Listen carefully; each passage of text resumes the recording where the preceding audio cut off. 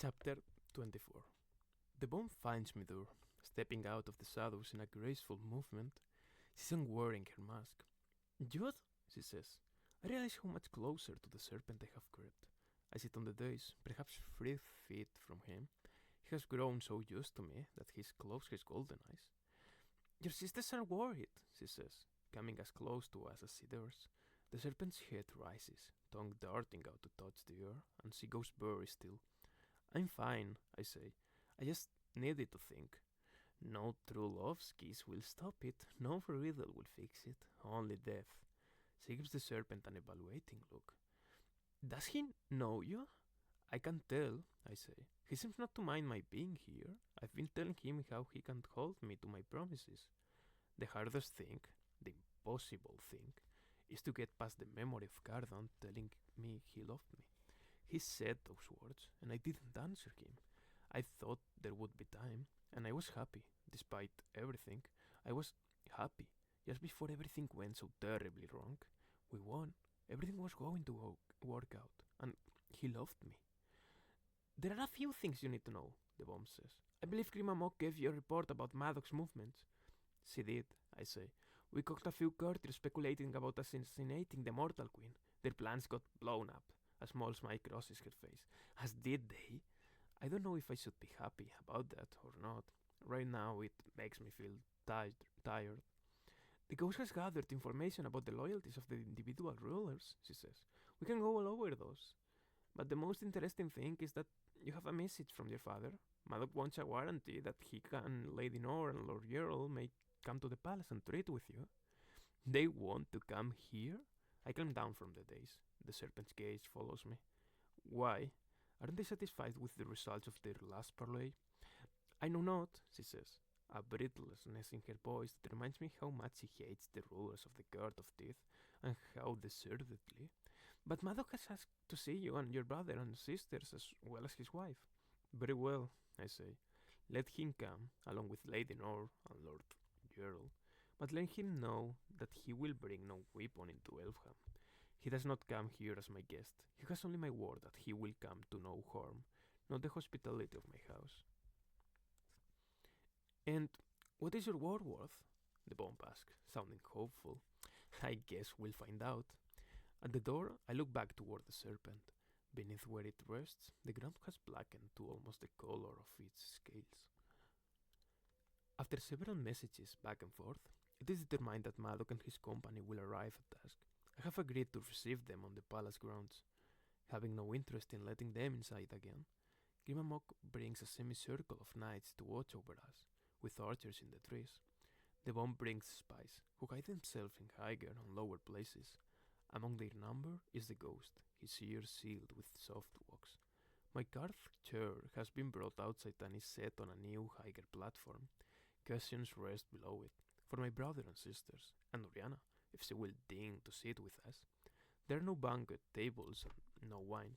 The only concession we have made to their comfort is a rack over the muddy ground, torches placed to either side of me. But that's for my own poor mortal eyesight, not for them. Overhead, storm clouds sweep by, crackling with lightning. Earlier hailstones or large sepals were reported raining down on Innswell. Weather like this is unknown in Elfham. I can only assume that Cardan is, in his curse form, is cursing the weather as well. I sit in the carved wooden chair and arrange my gown in what I hope is a regal way. I brush off dust from the hem. "You missed a bit," the bomb says, pointing. "Your Majesty." She has taken up a place to the right of the platform. I shake off my skirts again, and she smothers a smile as my brother arrives with both of my sisters in tow. When the bomb pulls on her face covering, she seems to recede entirely into the shadows. The last time I saw Oak, his sword was drawn and terror was on his face. I am glad to replace that memory with this one. He's rushing up to me, grinning. "Jude," he says, climbing up onto my lap, making short work of all the careful arranging of skirts. His horns butt against my shoulder. "I have been explaining skateboarding to Oriana, and she doesn't think I should do it." I look out, expecting to see her, but there's only Vivi and Tarian. Vivi's dressed in jeans and a brocade vest over a fluffy white shirt, a compromise between mortal and immortal style. Tarin is dressed in the gown I saw in her closet, the one patterned with forest animals looking out from behind leaves. Oak has on a little coat of midnight blue. On his brow, someone has set a golden diadem to remind us all that he may be the very last of the Greenbrier line. I need your help, I tell Oak, but it will be very hard and very annoying. What do I have to do? He asks, looking highly suspicious.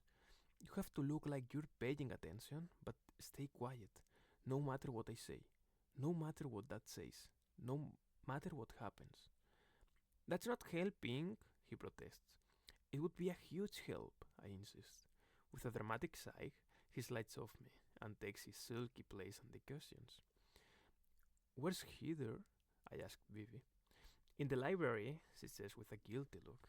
I wonder if she thinks Heather ought to be back in the human world and it's only Vivi's selfishness that's keeping her here, not realizing they are now both working toward the same goal. She says that if this were a movie, someone would find a poem about Cursed Snake and it would give us the clue we needed, so she's going off to find one. The archivists don't know what to do with her. She's really adapting to Fairy, I say. Vivi's only reply is a tight, sorrowful smile.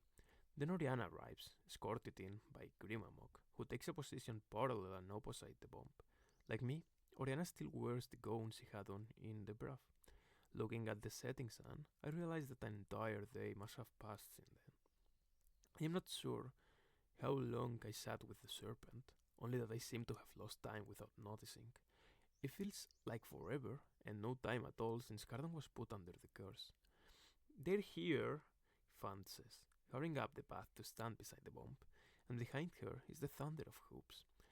Maddox comes mounted on a stack, dressed not in his customary armor, but in a doublet of deep blue velvet.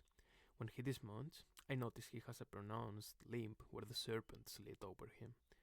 Behind him comes an ice coach pulled by fiery horses as crystalline as if they were conjured from frozen waves. As the rules of the Court of Teeth climb out, the coach and the horses melt away. Lady Nor and Lord Jarl are in white furs, despite the air not being particularly cold. Behind them are a single servant, bearing a small chest etched in silver, and Queen Surn. Thus is their ruler. She wears only a simple white shift. A gold crown has been stitched to her forehead, and a thin gold chain that penetrates the skin of her wrist functions as her necklace, with a bar on one side to keep the chain from slipping free. Fresh scars cover her face in the shape of the bridle she wore when last I saw her. I try to keep my face impassive, but the horror of it is hard to ignore. Maddox steps ahead of the others, smiling at us as though we were sitting for a family portrait that he was about to join. Oak looks up and pales, seeing Queen Suren's slits piercing her skin. Then he looks at Maddox, as though expecting an explanation. None of it is forthcoming. Would you like cushions? I ask Maddox's little group. I can have some brought.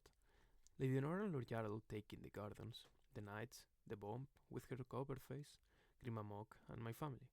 Oak goes back to sulking, lying face down on a pillow instead of sitting. I want to give him a shove with my foot for rudeness, but maybe it's a good moment for him to be rude. I can't let the Court of Teeth think they are of too great importance to us. As for Maddox, he knows us too well to be impressed. We will stand, Lady Nor says, lip curling. It's her to sit in a dignified way on a cushion, and it would require her lowering herself very far beneath me. Of course she refused my offer. I think of Cardan and the way he wore his crown askew, the way he lunged on the throne. It gave him an air of unpredictability and reminded everyone that he was powerful enough to make the rules. I have resolved to try to emulate his example where I can, including with annoying sitting. You are bold to come here, I say. Of all people, you should appreciate a little boldness. Maddox's gaze goes to Vivi and Tarin and then back to me. I mourned you. I truly believed you died. I'm surprised you didn't wet your cap in my blood, I say. At my side, Grimamok's eyebrows rise. I cannot blame you for being angry, he says. But we have been angry at each other for too long, Jude. You're not the fool I took you for. And for my part, I don't want to hurt you. You're the High Queen of Fairy. Whatever you did to get there, I can only applaud it. He might not want to hurt me, but that doesn't mean he won't. She is the queen, Tarin says. The only reason she didn't die out in the snow is that the land healed her. A murmur moves through the folk around us. Lady Nor looks at me with open disgust. I know that neither she nor her husband has made a proper bow, nor used my title. How it must gall her to see me on even this approximation of a throne. How she must hate the very idea that I have a claim to the real one. It is the nature of the child to achieve what a parent can only dream, says Maddox. Now he looks at Oriana, eyes narrowing. But let us remember that much of this family disagreement came from my attempt to put Oak on the throne. I have always been as happy to rule through my children as to wear the crown myself. Anger flares up inside me, hot and bright. And woe to those children if they will not be ruled by you. He makes a gesture of dismissal. Let us think through your next move, you High Queen Youth.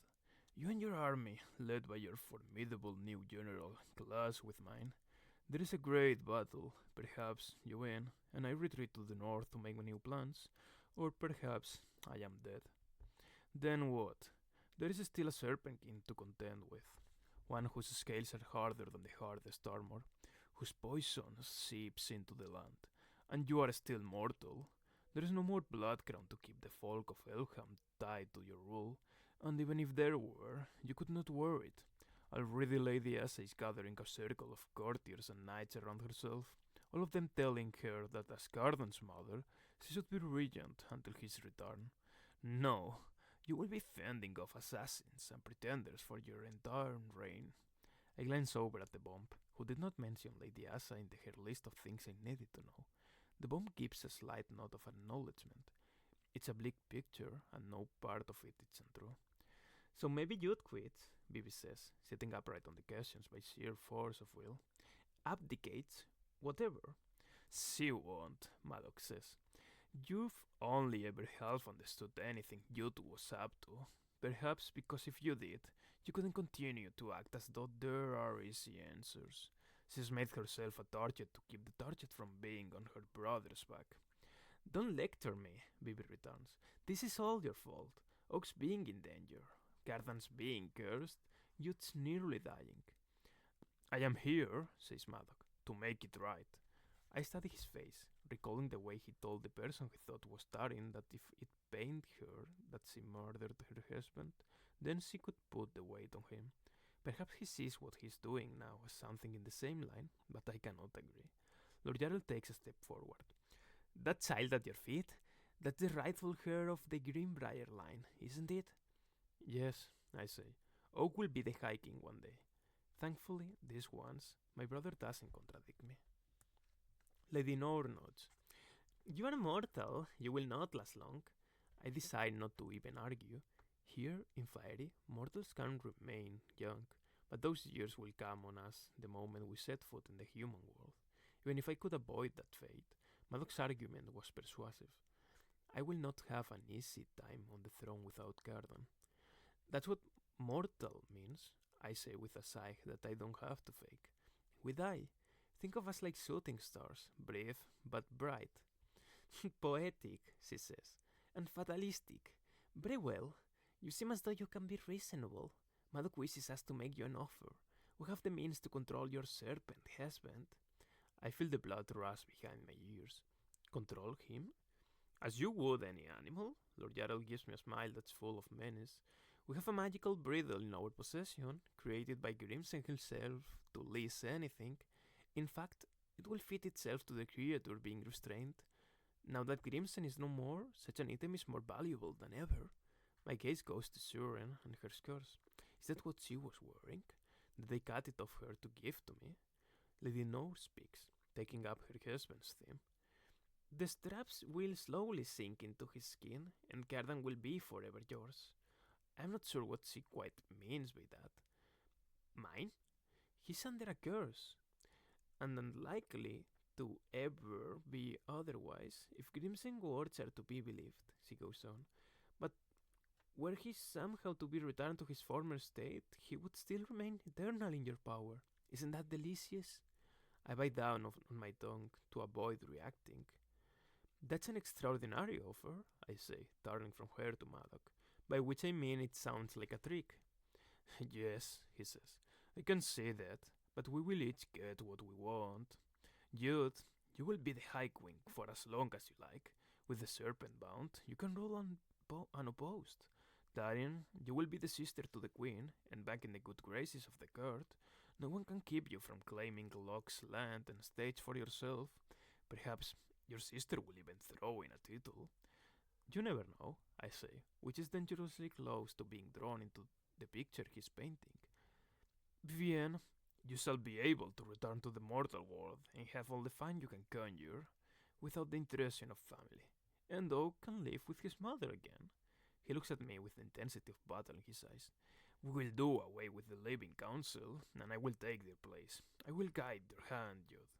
I look over at the court of teeth. And what will they get? Lord Jarl smiles. Madoc has agreed to marry your brother, Oak, to our little queen, so that when he ascends the throne, his bride will ascend with him. You? Oak asks nervously. Orena takes his hand and squeezes it rightly. You can be serious, Bibi says. Oak shouldn't have anything to do with these people or their creepy daughter. Lord Jarl fixes her with a look of furious contempt. You, Madoc's only true-born child, are the person of least consequence here. What a disappointment you must be. Bibi rolls her eyes. My gaze goes to the little queen, studying her pale and her oddly blank eyes. Although it is her fate we're discussing, she does not look very interested, nor does she look as though she has been well treated. I can't imagine tying her to my brother. Put the question of Oak's marriage aside for a moment, Maddox says. Do you want the bridle, Jude? It is a monstrous thing, the idea of tying Garden to me in eternal obedience. What I want is him back, him standing beside me, him laughing at all this. I would settle for even his worst self, his cruelest trickster self, if only he could be here. I think of Garden's words in the Braff, before he destroyed the ground. Neither loyalty nor love should be compelled. He was right, of course he was right. And yet, I want the bridle. I want it desperately. I can imagine myself on a revealed throne with the serpent's torpid beside me, a symbol of my power and a reminder of my love. He would never be entirely lost to me. It is a horrific image, and just as horrifically compelling. I would have hope, at least. And what is the alternative? Fighting a battle and sacrificing the lives of my people? Hunting down the serpent and giving up any chance of having Cardon back? For what? I am tired of fighting. Let Maddock rule through me. Let him try at least. Swear to me that the bridle does nothing else, I say. Nothing, says Lady Nor. Only allows you to control the creature it's used on if you say the words of command, and once you've agreed to our terms, we will tell them to you. Lord Jarl waves forward his servant, who removes the bridle from the chest, throwing it down in a heap in front of me. It shines, golden, a bunch of straps finely roughed, and a possible future that doesn't involve losing what I have left. I wonder, I say, considering it, with such a powerful object in your possession, why you didn't use it yourself.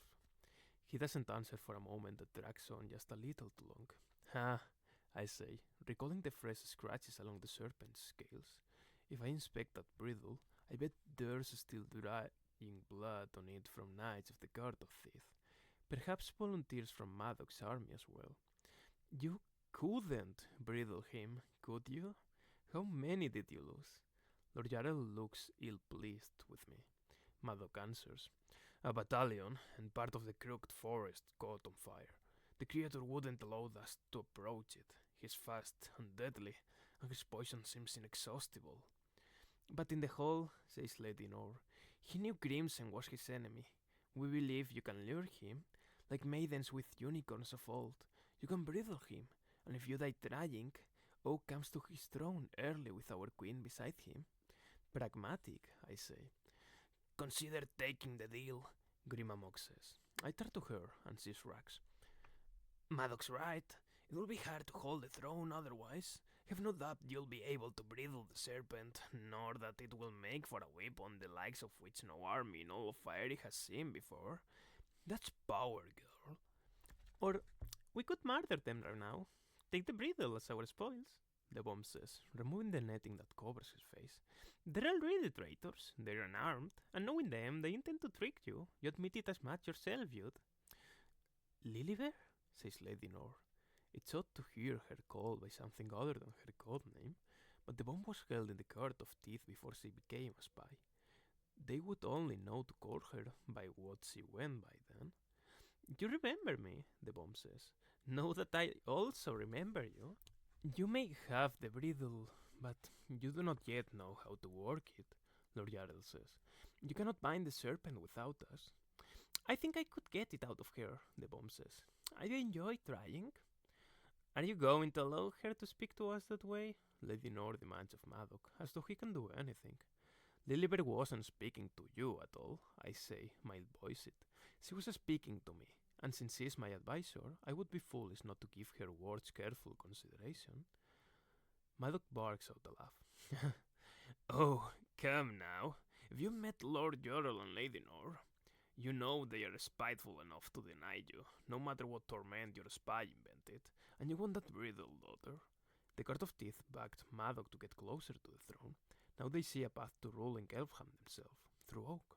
As soon as Oak and Suren are married, I will have a target on my back, and so will Maddox, but I will also have the serpent bound to me, a serpent who is a corruption on the land itself. Show me you are acting in good faith, I say. Cardan fulfilled what you asked of him in the matter of Orlaf of Sea. Release her from whatever doom you hold over her. She and her daughter hate me, so you cannot worry about their rushing to my aid. I imagine you hate them as well, says Maddox, frowning. I want to see Cardan's sacrifice mean what he wanted it to mean, I say. And I want to know that you aren't whistling out of every bargain you can. He nods. Very well. It is done. I take a deep breath. I will not commit Oak to anything, but if you want to call a halt to the war, tell me how the bridle works, and let us work toward peace. Lord Yarrell steps up onto the platform, causing the guards to move in front of him, weapons keeping him from me. Would you prefer I say it aloud in front of everyone? He asks, annoyed. I whiff away the guards, and he leans down to whisper the answer in my ear. Take 3 hairs from your own head and knot them around the bridle. You will be bound together. Then he steps back. Now, do you agree to our compact? I look at the 3 of them. When the High King is bridled and tamed, then I will give you everything you asked for, everything that's within my power to give, but you will have nothing before that. Then, this is what you must do, Jude, Maddox tells me. Tomorrow hold a feast for the low courts and invite us. Explain that we have put out aside our differences in the face of a larger threat and that we gave you the means to capture the Serpent King. Our armies will gather on the rocks of Innswell, but not to fight. You will take the bridle and lure the serpent to you. Once you put it on him, issue the first command. He will show himself tame, and everyone will cheer for you. It will cement your power and give you an excuse to reward us, and reward us you shall. Already he seeks to rule through me. It will be nice to have a queen who can tell all the lies you cannot, won't it? I say. Maddox smiles at me with no malice in it. It will be good to be a family again. Nothing about this feels right, except for the smooth leather of the bridle in my hands. On my way out of the palace, I pass by the throne room, but when I let myself inside, there is no sign of the serpent, except for papery folds of torn golden skin. I walk through the night to the rocky beach. There, I kneel on the stone and toss a wadded up scrap of paper into the waves. If you ever loved him, I wrote, help me.